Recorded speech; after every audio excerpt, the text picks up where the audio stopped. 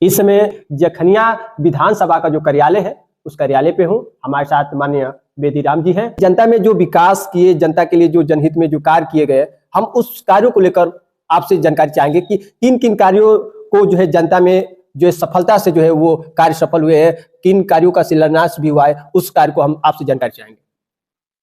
देखिए, अभी तो आप जानते हैं एक सड़क 2500 साल से पड़ी हुई थी जी, मनिहारी मोड़ से जखनिया फद्दोपुर जी। 2 किस्तों में पैसा आया है और एक बार 36 करोड़ आया है और फिर 28 करोड़ आया है। तो ये काम हो रहा है, जबकि कई विधायक आए और गए, लेकिन इस काम को कोई नहीं कर पाया। और योगी जी के नेतृत्व में सरकार चल रही है और उन्होंने मुख्यमंत्री से मैंने कई बार मिला और ये कार्य चल रहा है।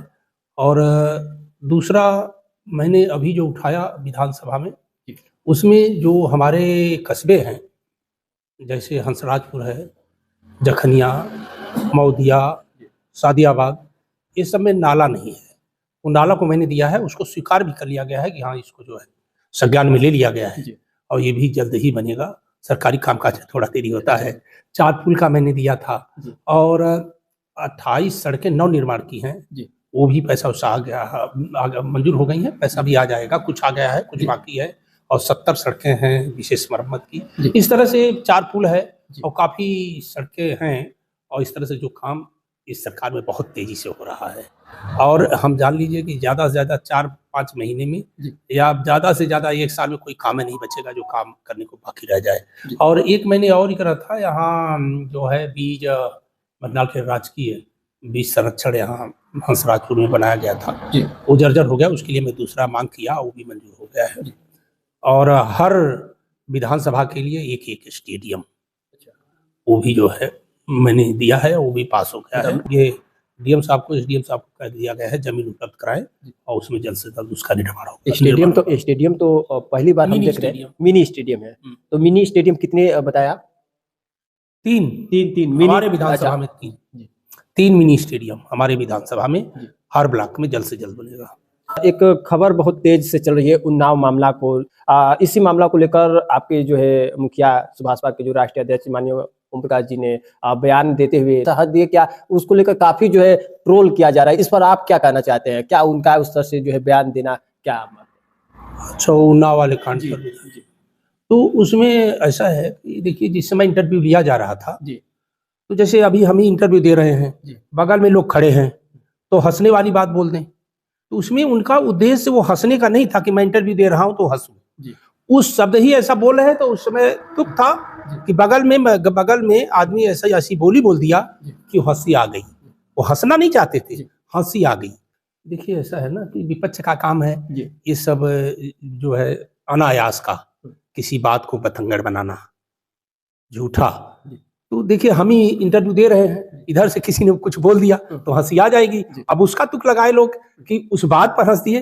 भाई, तमाम भीड़ में है, इस तरह की भाषा बोल देने वाले होते हैं कि हंसी आ जाती है। मतलब किसी साइड की तरफ से कुछ बातों को लेकर उन्होंने हंसा था, न कि ये पीड़िता के इंटरव्यू को देने के संबंध में हंसे थे। वो ऐसा अब बोल रहे थे, तभी किसी ने बोल दिया तो उस पर उनको हंसी आ गई, तो उस पर उन्होंने हंसा था, वो पीड़िता पर उन्होंने नहीं हंसा था। एक तरफ घोसी के जो पूर्व सांसद रहे हरिनंदन नारायण राजभर जी, लेकिन उनकी भाषा को लेकर क्या कहा जाता है, जिस तरह से मंत्री जी के ऊपर इस तरह से निशाना साधे हैं? देखिए, वो बहुत पुराने और सीनियर नेता हैं, उनको ऐसे अभद्र शब्दों का प्रयोग नहीं करना चाहिए जैसे शब्दों का उन्होंने प्रयोग किया। आप बताइए, हरिनारायण राजभर जी को कितने लोग जानते हैं?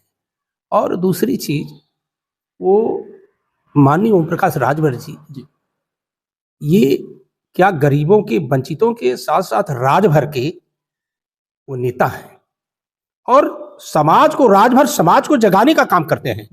उन्होंने किसको जगाया? वो शिक्षा पर प्रेरित करते हैं। बच्चे किस तरह से अभी एक सेना बनाए हैं, आप देखे हैं, उसके लिए बड़ी चर्चा में रहा।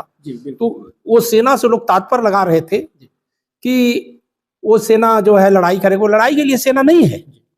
वो जो है, जो समाज में, ये समाज इतना पिछड़ा हुआ है, जो उद्देश्य विहीन पढ़ाई पढ़ रहा है, उद्देश्य ही नहीं बना पाता। तो जैसे सिपाही में जाना चाहता है तो क्या पढ़ना चाहिए, डॉक्टरी लाइन में जाना चाहता है, मेडिकल लाइन में तो क्या पढ़ना चाहिए, प्रोफेशनल लाइन में जाना है तो क्या पढ़ना चाहिए, इंजीनियरिंग लाइन में जाना है तो क्या पढ़ना चाहिए, किस तरह से, किस दिशा में कैसी पढ़ाई पढ़े कि आप उसी दिशा में जाएंगे। और वो जो है जो बनाया गया है, तमाम जो है सब बनाते हैं, ये भी आरएसएस बनाया गया है तो समाज को जगाने के लिए बनाया गया। जहां भी समाज को दिक्कत होगी वो आरएसएस सेना खड़ी रहेगी। लेकिन घोषी में देखा जाए तो नेताजी का काफी विरोध जो चल रहा है। हाँ, वही हरिनारायण राजभर जी की हरिनारायण राजभर, देखिए मैंने बताया ना कि वो पिए हुए रहे होंगे, बोल दिए होंगे, और उतने सीनियर नेता हैं, उनको नहीं, उनके बारे में मैं कुछ नहीं कहूंगा, लेकिन इतना तो जरूर कहूंगा वो पिए रहे होंगे तभी इस तरह की बात बोले हैं, नहीं तो राजनीतिक आदमी इस तरह की भाषा नहीं बोलता है। और जिस तरह की भाषा का प्रयोग वो कर रहे हैं हमने सुना उनको, लेकिन वो जो है उनको बताया ना, राजभर समाज हरिनारायण राजभर को नहीं जानता है, माननीय ओम प्रकाश राजभर को जानता है। आप जानते ही हैं कि अगर कोई वृक्ष फलदार होता है, ओम प्रकाश राज भी फलदार वृक्ष हो गए हैं।